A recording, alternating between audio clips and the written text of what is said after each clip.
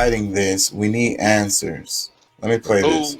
These excess deaths. So I heard you a little bit. Are so many people dying this year when you compare it with last year? Now, I say something is worth investigating, wouldn't you? Like, how many of you actually think that we should start looking into this more deeply? I do. A few weeks ago, we brought you the data. The data is absolutely troubling on the significant rise in excess deaths in the UK and the stunning data in the United States. Now, the data shows that young people are dying at an alarming rate. Many of these people are from the age of 0 to 24 years old. So that's an awful number, right? We can see people, okay, over 60, over 66 years old, over 65 years old. I get it, right? Maybe there's seasonal adjustments and but 0 to 24 years old? What the hell's happening here? A few weeks ago, we saw this. This is towards the end of September. We showed you this chart. Now, this is from the CDC. Okay, this is the CDC's own website. And in red X's at the top there, what you can see are these are all excess. All of the areas where there's like little plus signs above that red line that looks like a wave. Okay, all of those above that are excess.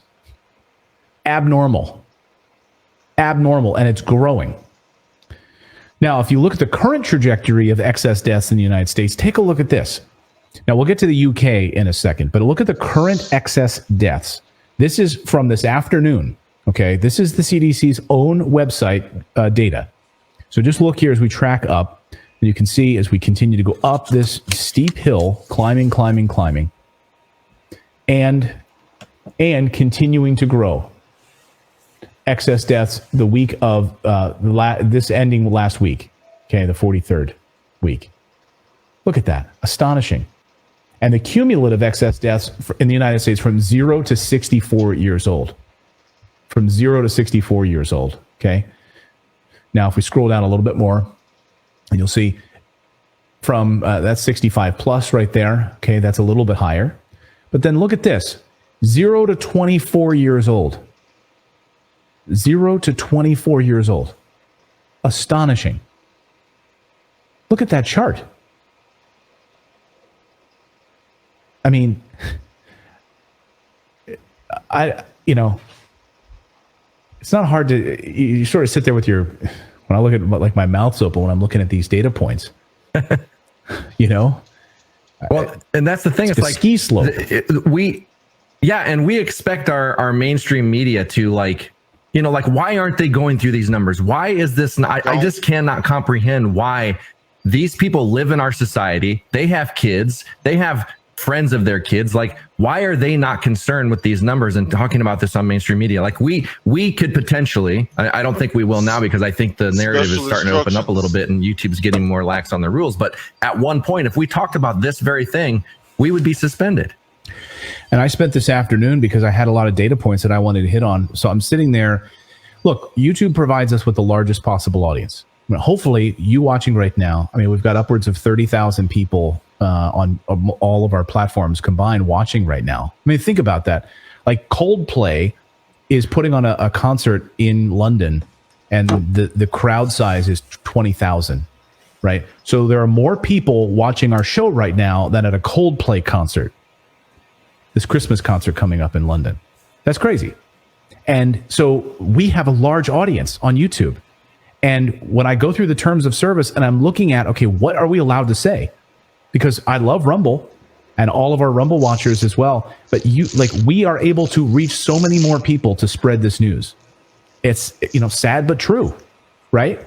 And so we've been totally deplatformed on Facebook. We've been blocked and banned and shadow banned. We can't, anything we publish on there is like no views at all, 0, because they block it. So I have to go through the terms of service on YouTube to find out what specifically are we even allowed to talk about. Now they've adjusted their COVID guidelines. They've kind of flip-flopped on where they were last year, which we covered here on the show. And then, of course, we've now things have changed so much that we have to kind of check it on a weekly basis almost, We have to go in and see, okay, did they change this now? Can we talk about, what can we say on the vaccines? What can we say about booster shots? It's ridiculous. And I think some of this stuff is that's become like one of my favorite hobbies. It's just that my weekly, okay, what are the rules on YouTube this week? So, Yeah, I know it's kind Yeah, man. So being careful talking about this. So very few people are covering this, but I have been seeing it floating around here and there, because like COVID is over, right? For the most part. I mean, they can't really just say, I mean, some people are still dying from COVID, but the numbers are way low. But the number of deaths are still really high in the United States and UK, where we have good data.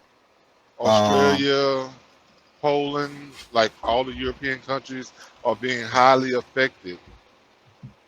And that's where, I see a lot of the news. Like, this is the first, American place that I've seen in a while that actually speaks about it and like openly and honestly speaking about it.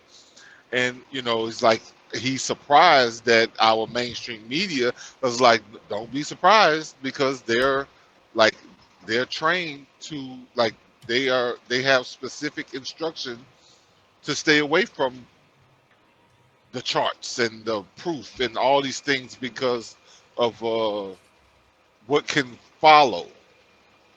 So, and you it's been know, a lot of like random heart attacks, there's a whole, in young people are having heart attacks. well, the ADS, wait a minute, no, what is it?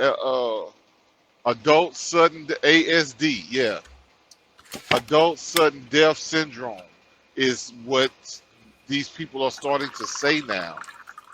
And because there was at one point, sudden infant death, but that's like from some, complications in birth or something like that. But we're talking about somebody who has no complication for 30 years, 20 years, or however long, and then all of And a sudden they're falling just to drop dead death. randomly, like Yeah, seemingly healthy person. Just and most people don't, especially if they participated in the process. They don't want to admit that that's the problem. yeah. I think there's a lot of factors though. I think it's that, the jab is part of it, but I think there's other stuff too, because it's like, we were talking about like the drugs, the marijuana, and how like that shit Oh wow, yeah. it's got stuff in it, and people are smoking it, and it's killing them, like literally making them have heart attacks. You got the damn the freaking fentanyl is in all the damn pills. Well, Um, there's another thing that I saw. I think I sent you last night was you know, the accusation at the least that some of these attacks or heart attacks are happening from phone interaction.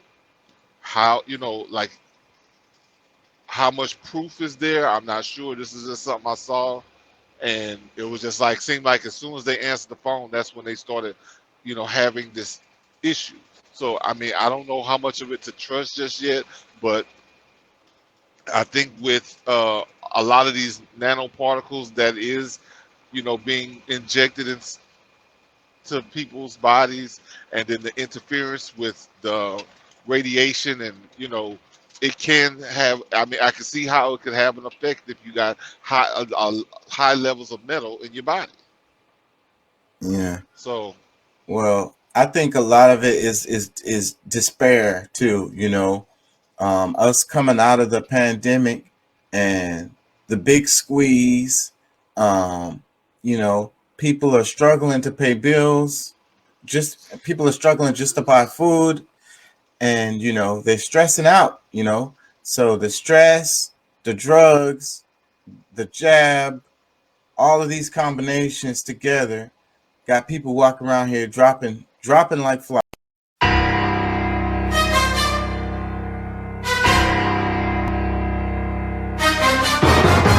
Having, lost the House, people are, I think, rightly focused on some of the things that Joe issue areas that progressive